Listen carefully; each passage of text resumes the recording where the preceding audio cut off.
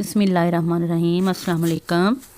आज हम आपको ढाका फ्राइड चिकन बहुत ही झटपट आसान बनने वाली रेसिपी सिखा रहे हैं।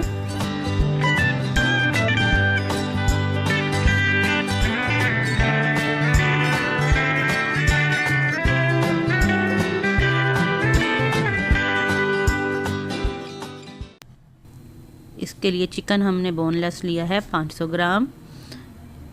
इस तरह के क्यूब्स कटवा लें या आप जूलियन में भी कटवा सकते हैं। इसके अलावा मसाले जाएंगे इसमें नमक, चिकन पाउडर, ज़ीरा, रेड पेपर, धनिया, चाट मसाला, ये सब एक एक चम्मच हैं। चाट मसाला हम ऊपर से छिड़केंगे, बाकी चीज़ें साथ मिला देंगे।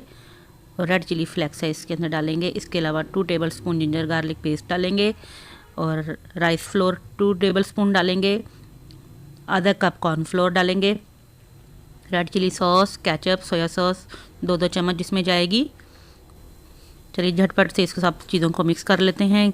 जिंजर गार्लिक पेस्ट और सारी सॉसेस सब कुछ डाल के तो आपने फटाफट थोड़ा सा पानी डाल के इसको मिक्स करके बैटर बना लेना है। आप चाहें तो इसको थोड़ी देर के लिए साइड मैरिनेशन करके रख भी सकते हैं। हम फ़ौरन फ्राई कर लेते हैं।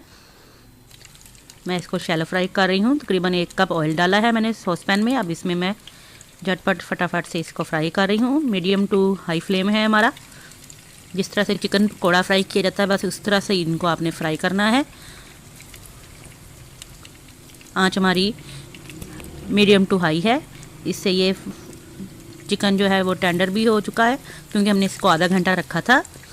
तो जल्दी से ये जब इसका साथ ही जब गोल्डन होगा तो मैं इसको टर्न कर दूँगी एक साइड से दूसरी साइड को।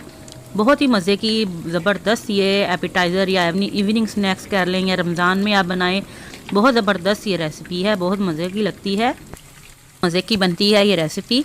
थोड़े थोड़े करके आपके जितनी भी स्पेस होती है कढ़ाई में या आपने सॉस पैन में बस इसको डालते जाना है और जो पक चुके होते हैं उनको थोड़ा थोड़ा टर्न करते जाएंगे। तकरीबन 3 से 4 मिनट में ये बेहतरीन हमारे क्रिस्पी हो जाते हैं। देखें कितना खूबसूरत इनका कलर एंड में आ गया है।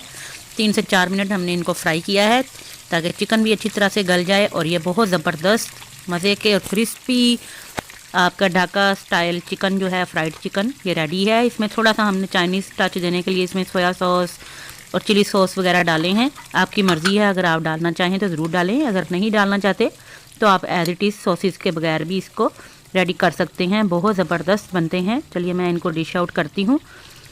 ज़रूर ट्राई कीजिएगा, बहुत ज़बरदस्त ये रेसिपी है। इवनिंग स्नैक्स के तौर पे ज़रूर इसको यूज़ कीजिएगा। ख़ुद भी खाइए, फैमिली को भी खिलाइए और हमें दुआओं में याद रखिएगा। इंशाल्लाह फिर हाज़िर होंगे किसी और नई वीडियो के साथ। तब तक के लिए अल्लाह हाफिज़।